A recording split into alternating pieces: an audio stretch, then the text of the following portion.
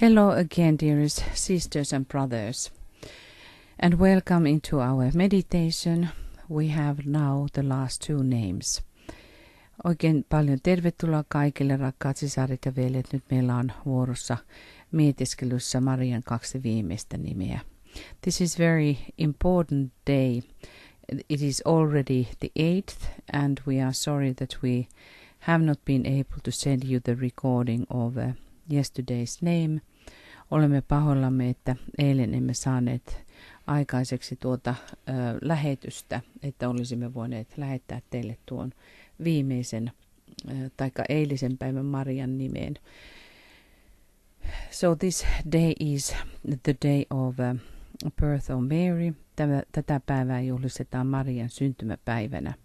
And also we have today a certain special thing also starting. I'm talking about that or mentioning about it a little bit later.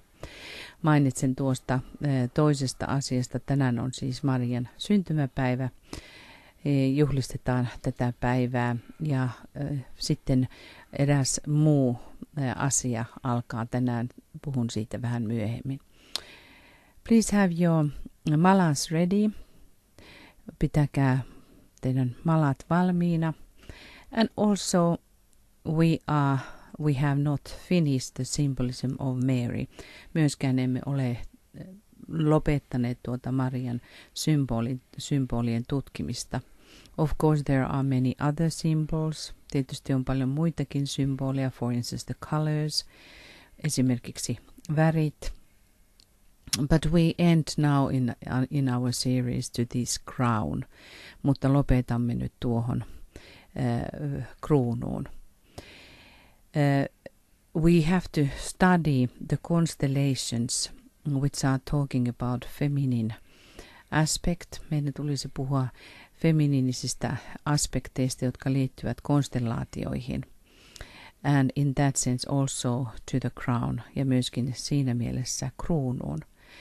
Of course the crown is indicating the sacred centers in the head. Tietysti tuo kruunu kuvaa näitä pyhiä keskuksia pääkeskuksessa. These 12 stars are indicating the similar kind of secrets. Nuo 12 tähteä kertovat samantapaisesta salaisuudesta. But when the crown is put on the head of Mary, it means the completion, what can be completed in the matter and in the earthly lives. Kun tuo kruunu asetetaan Marian päähän, se kuvaa maan koulun loppumista ja tuon maan koulun saavuttamista, sen päätepistettä. We can think about it is indicating the perfected human being when the whole head center is opened. Me voimme ajatella, että se kuvaa täydellistyneen ihmisen päätepistettä, jossa koko pääkeskus on avautunut. Also we can think about that it is indicating the fourth degree. Me myöskin voimme ajatella, että se ilmentää 4. vihkimystä. Anyway, the head is coming the ruler. Joka tapauksessa päästä tulee hallitsija. Everything is now poured in and through the head center. Kaikki tulee ja kulkeutuu alas pääkeskuksen kautta. Also, we could talk about the crown itself, what kind of symbols it has. Voisimme puhua tuosta kruunusta enemmän, mitä symbolia niissä on.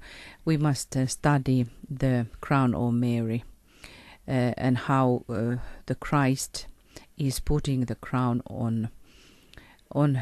on his mother, or the soul is giving the crown to the personality. Me voisimme puhua myös siitä, kuinka Kristus asettaa itse tuon kruunun Marian päähän, tai kuinka sielu asettaa kruunun persoonallisuutensa päähän. It has many beautiful indicators, but it is good for us to align with that sense to the crown. And these serious studies, occult studies that one has to go through and study in order to open these centers in the head so that it becomes as a crown. Meidän tulisi hetken aikaa todella miettiä, kuinka tärkeää on okkulttinen opetus niin, että nuo pääkeskuksen keskukset avautuvat ja niistä tulee kruunu ihmiselle. In that meditation we will not go any more deeper into that, but that you can hold yourself the whole idea. Emme tässä mietiskelyssä mene nyt pidemmälle, tähän voitte itse pitää tuota tutkimusta yllä ja mietiskellä enemmän. But we will talk more about the crown also in our years, during the coming years. Mutta puhumme tuosta kruunusta myöskin tulevien vuosien aikana, and also maybe in the next newsletter, ja ehkä myös tässä tulevassa kuukausikirjeessä. So let us start our meditation. Aloittakaamme mietiskelymme. Again, following our habits, our tradition, ja pohjautuen meidän traditiomme. Let us align with the group, with all sisters and brothers. Virittäydymme nyt ryhmään, kaikkiin sisariin ja veljiin. And with the Verkina Sol ja myöskin Verkina Soliin.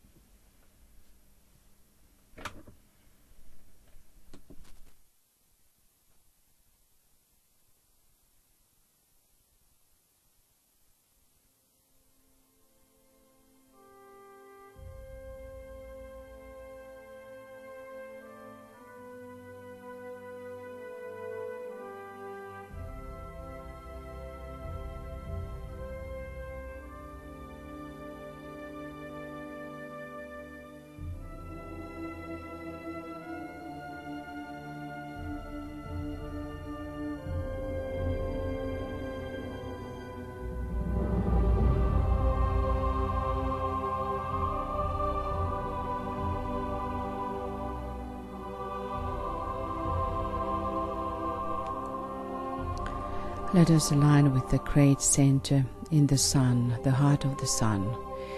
Virittäytykäämme suureen keskukseen auringossa, auringon sydämeen.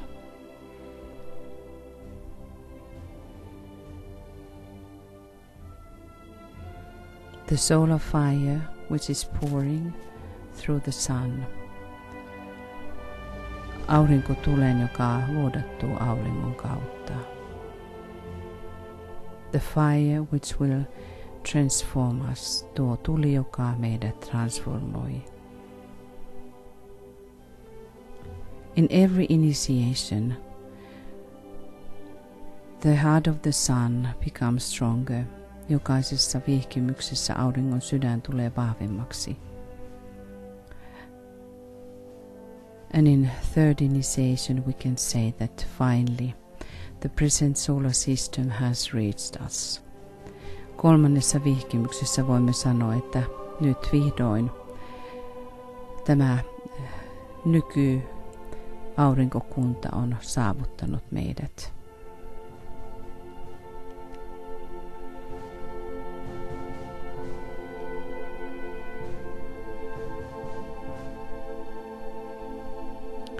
And Mary, who through her sacrifices is able to totally radiate the sun. Ja Maria kärsimystensä ja uhraustensa kautta pystyy säteilemään täydellisesti aurinkoa. The soul works through her. Sielu työstyy hänen kauttaan.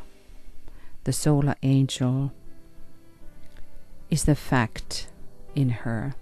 Aurinkoenkeli on todellisuus hänessä.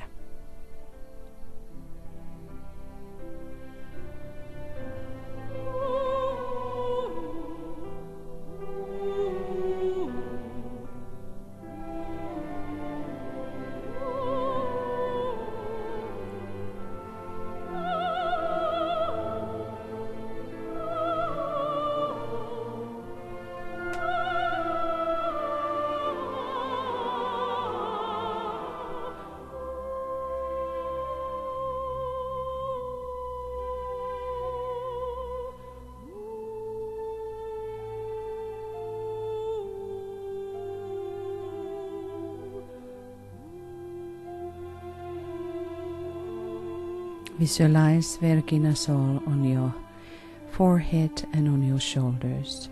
Visualisoi Vergina Sol otsallesi ja olkapäillesi.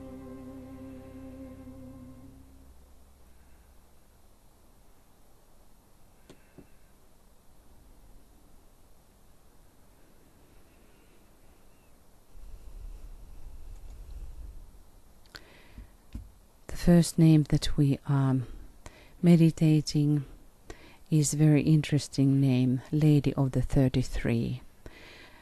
Nime, jota nyt mietiskelemme, on erittäin mielenkiintoinen 33 nainen. She is also called Liberator of Uruguay. Häntä kutsutaan myös Uruguayn vapauttajaksi.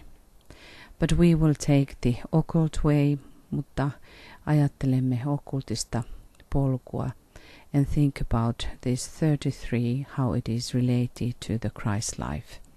Ja me ajattelemme 33 tavoin, jolla se liittyy Kristuselämään. When he was 33 years old, or Jesus was 33 years old, then the Christ really started functioning through Christ, through Jesus. Kun Jeesus oli 33-vuotias, Kristus todella alkoi työstämään itseään Jeesuksen kautta, meaning that then really happened this great, amazing happening when these two great souls were able to work together. Silloin todella tapahtui se tosiasia, jolloin nämä kaksi sielua, suurta sielua, pystyvät työstämään tuon suuren voiton. That was the victory of these two souls. The greatest danger in human life, suurin vaara ihmiselämässä. And because these two were able to cooperate so truly, so freely, that this, when Christ is taking his initiation and Jesus completing this crucifixion, in that moment where these two were unified together and they were able, the Christ in heaven was able to truly give himself to the will of God. And as well, Jesus was able to really, in that age 33, to really stand the pain on earth.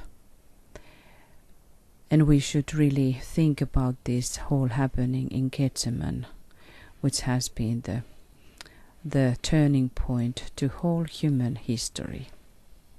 In that sense, this 33 is like completion of this great manifestation of this unification. Kun ajattelemme tuota 33 ikävuoden hetkeä, jolloin Kristus omalla tasollaan menee vihkimystä läpi ja Jeesus omalla tasollaan vihkimystä läpi.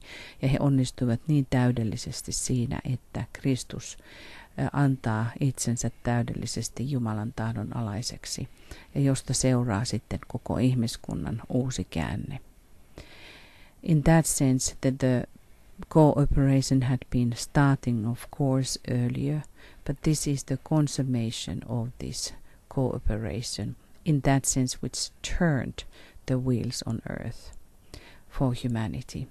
Tuota 33 ikävuoden kohtaa voimme ajatella, missä täydellisesti ihmiskunnan pyörät kääntyivät. So let us think about that, why Mary is called Lady of the 33. Mietiskelkäämme, miksi Mariaa kutsutaan 33 naiseksi.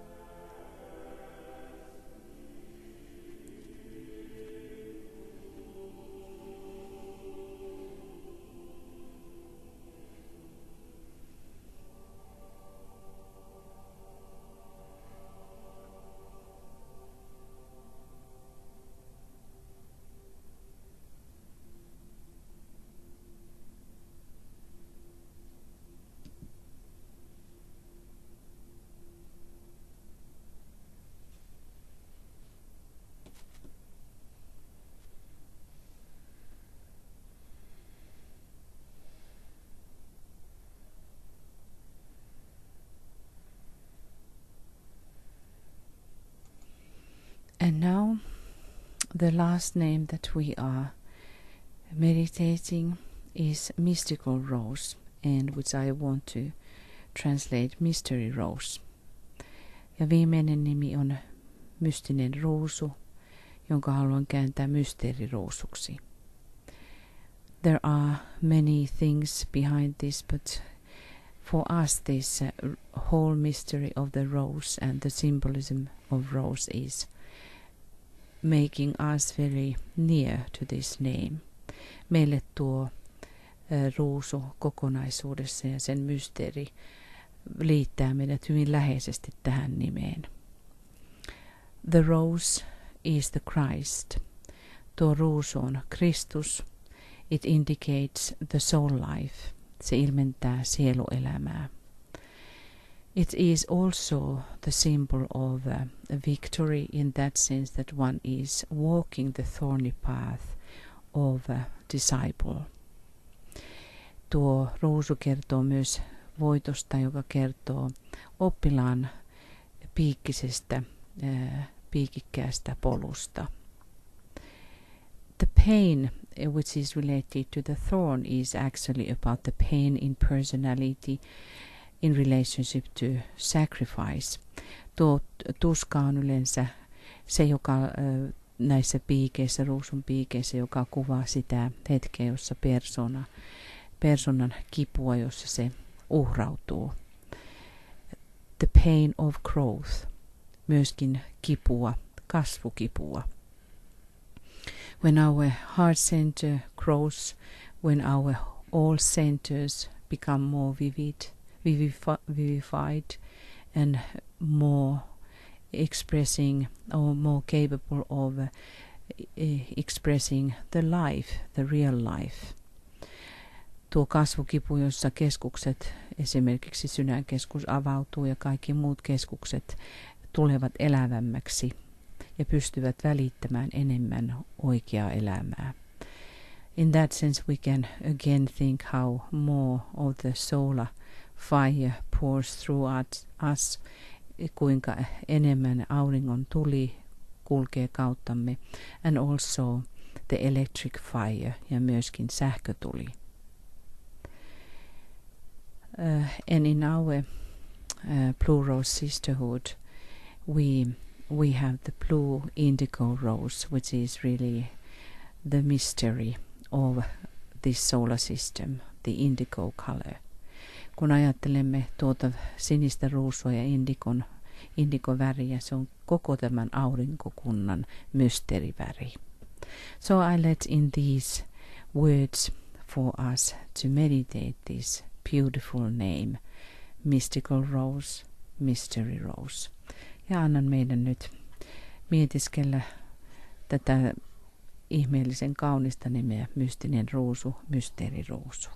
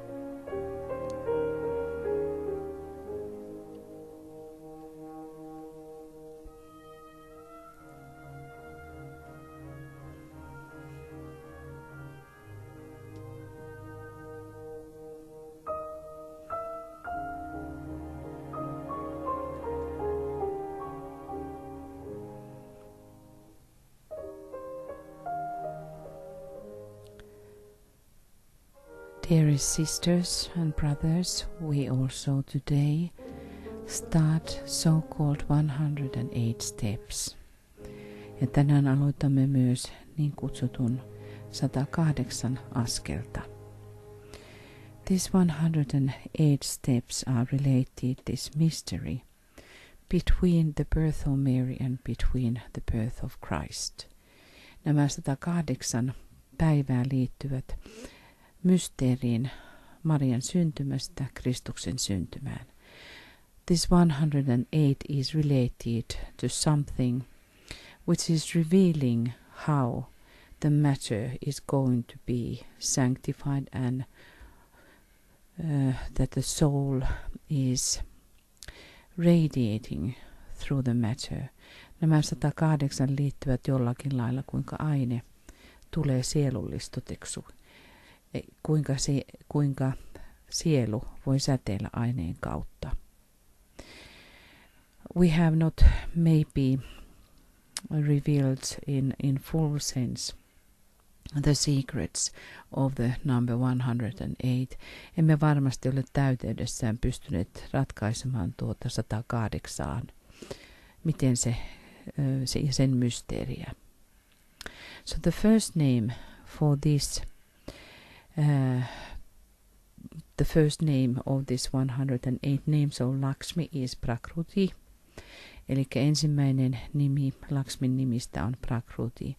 So these 108 Lakshmi names that we all are carrying forth, kaikki nämä 108 Lakshmin nimeä, joita me viemme eteenpäin, and also 108 Shiva names, ja myöskin 108 Shiva nimeä.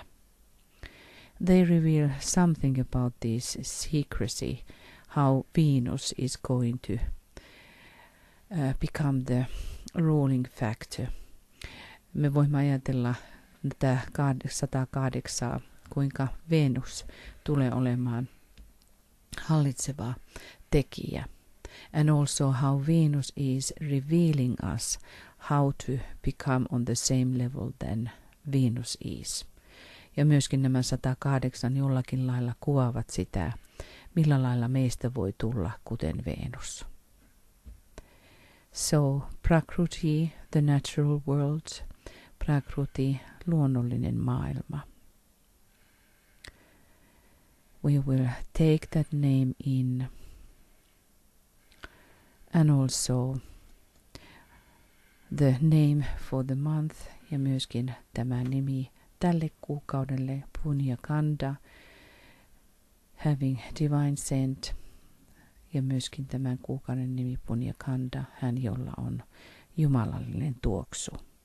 So we start again building our chalice, ja myös aloitamme rakentamalla omalta taholtamme maljaa, this mystery chalice, indigo chalice on the mental plane, ja tuota indigon sinistä maljaa mentaalitasolla, which is going to hold the Christ consciousness, into which the Christ consciousness can pour in and overflow into the world.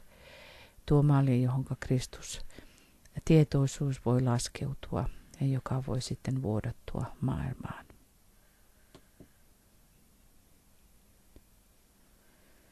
And sound your sacred name 108 times. Ja nyt lausu pyhä nimiäsi 108 kertaa.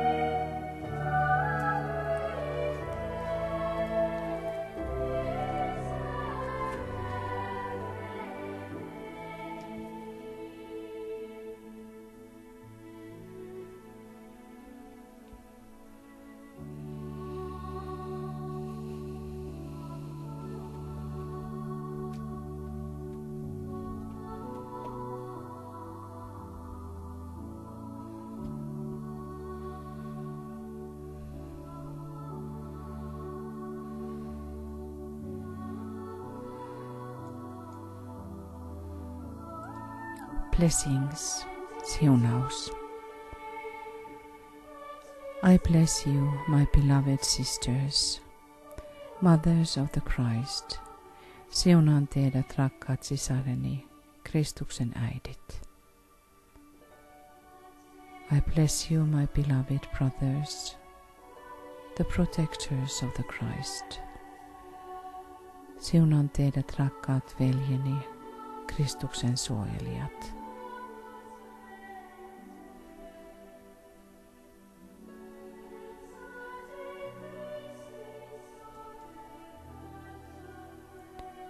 Shri Matre Namaha. Salutations to the Sacred Mother. Shri Matre Namaha. Tervehdys Pyhälle Äidille.